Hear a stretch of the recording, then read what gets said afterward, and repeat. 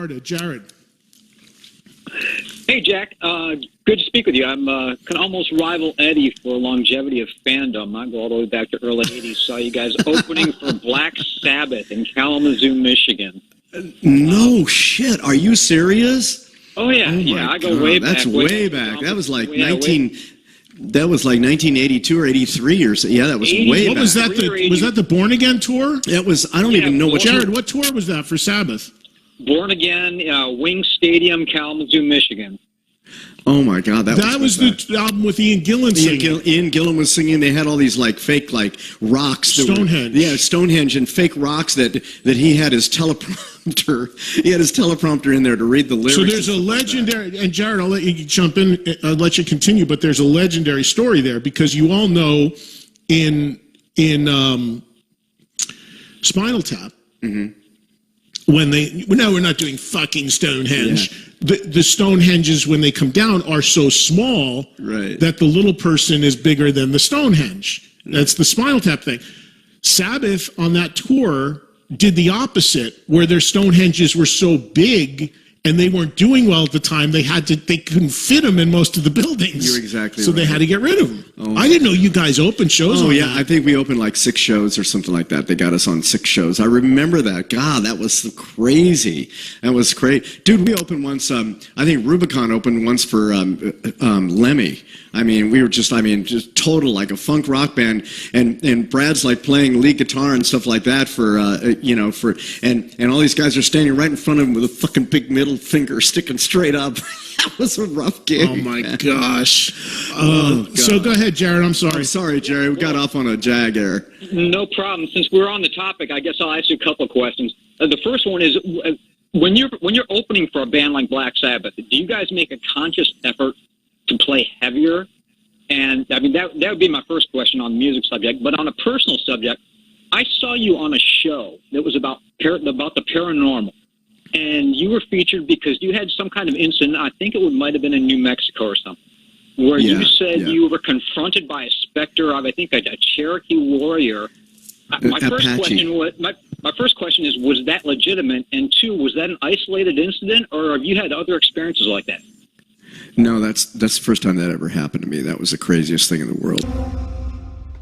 I have to go over there. I think my wife saw that show and brought that up to me too, because she knows we're friends, and they're like, "Ask Jack about that." Yeah, it was crazy. And I go, "What are you talking about?" Because I didn't see the show, and she's like, "There was a ghost or something." I don't know what's the story there. Yeah, it was crazy. I was in New Mexico at my cousin's place. He lives right at the mouth of Alamo Canyon in Alamogordo, New Mexico, and he has in an old adobe there. When you were here, and I was out in his little guest cottage, the guest casita, and and it's like all the windows were open because it's summertime. It's kind of hot and stuff like that, and so.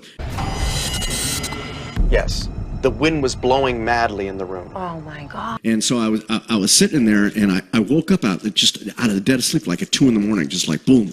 I'm wide awake. I'm like, wow, this is weird. And it's weird wind blowing into the room, like weird. It's like blowing the back of my neck. It's like kind of freaking me out, and it was like freaking me out. And I'm looking around. Arms on my hair on my arms are starting to come up again. But there was like, it was like all of a sudden I look in the window, out the window, and staring at me through the window is like a specter of an Apache warrior with a white stripe straight across his, from his like ear to ear, over his nose and stuff like that, and just. Right. And I slowly turned around, and through this window was a face. Just. First of all, I got up and and I'm going, oh man, I'm just gonna go, I just go to the bathroom or something like that. And I got up and it was weird, and it's like the hair on the back of my neck was sticking out and everything. And so I went, this is really strange. And the hair on the back of my neck just stood straight up. Just went, So I sat down in this chair and right next to the window, and I looked out. And I actually saw that, and it freaked me out. It totally freaked me out. It's like, like what is it? And the wind is blowing and stuff like that. So on this side, all of a sudden, I saw some Native American running straight at me with a knife in his hand. I finally shut all the windows, turned the air conditioning on, and all that kind of stuff, and just sat in that chair, and I woke up sitting in that chair. Like I'm talking about running full speed ahead. And what had happened is I have a large collection of American military antiques, uniforms from the Civil War, headgear, helmets, just all kinds of things, right? So I jump out of bed, turn the lights on. Gone. I don't see anything.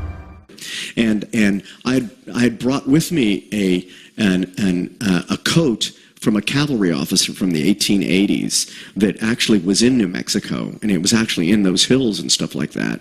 And I don't know if I think that's the spirit that was coming off of that. Like, they came back to get that guy. There's something that you stirred up energy. You stirred it up.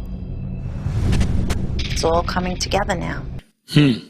And that coat was in that room with me because I was showing it to my cousin because he lived right there, and that guy was in the hills, like right around Alamogordo, chasing the Apaches in 1880 and 1881.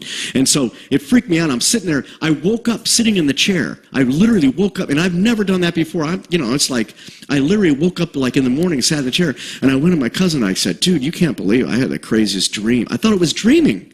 I thought it was a dream. I said." I